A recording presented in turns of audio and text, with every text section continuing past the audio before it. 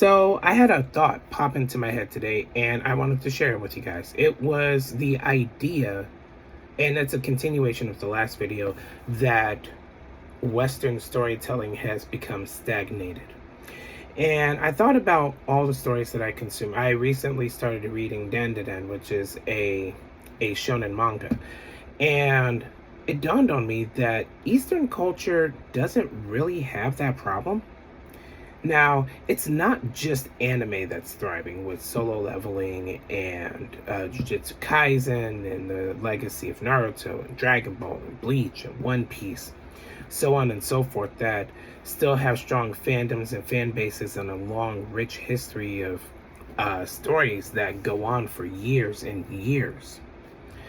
It's also like the Squid Game, it's the Korean dramas, it's K-pop Demon Hunters that just came out recently. We have all sorts of successful Eastern storytelling that's really taking the Western world, so to speak, by storm. And I was wondering why. Like, why do you guys think that it is so revolutionary when we see Eastern storytelling? See, a lot of the shonen manga is based off the Chinese novel Journey to the West, which I read a long time ago. It's very long, very well written.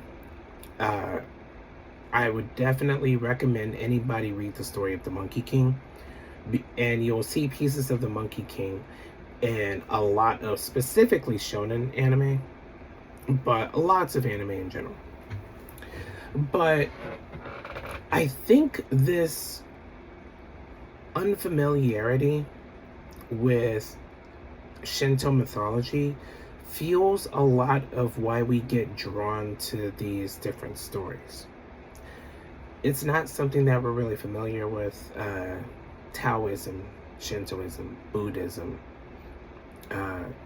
these Eastern religions, while we know them via concept, we don't intimately know them, and that's something that intrigues us when we're introduced to pieces of it in Eastern storytelling. Now, I find it particularly interesting, and I keep on saying we because I'm right there with you guys. I really enjoy these stories.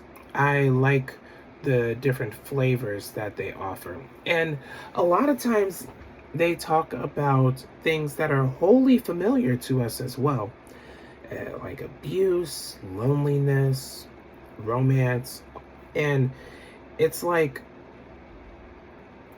anime is a big macro genre that holds all these normal genres in it. I'm not sure if I talked about it a lot before, but I recently watched through Your Lie in April, which is fueled by the concept of loss, grieving, and picking yourself up and continuing to live. That's the overall arching narrative. It's beautifully done, but it's not like it's that unique. You know? Especially when you compare it to the other like shonen style action anime, it's very down to earth. But why do we,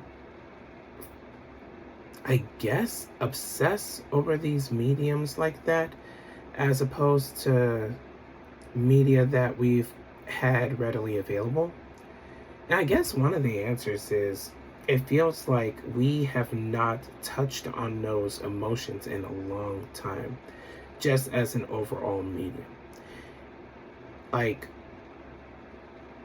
with Hunger Games. Hunger Games was based off of Battle Royale, and again, I'm regurgitating things that I talked about before, but these things are timeless. We can still keep our originality and our creativeness and our novelty, because I think that's the big thing that we look at as novelty. We're not very patient as consumers anymore. We're not patient as people who experience stories. And maybe the reason why Eastern storytelling is still succeeding is because they haven't stopped telling the story. And to some degree, I would argue that a lot of Western stories have stopped telling their story. But like I said, it's just kind of an open discussion. I wanted to get my thoughts out there.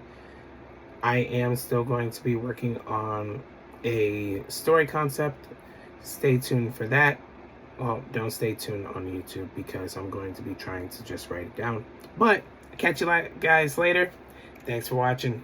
See ya.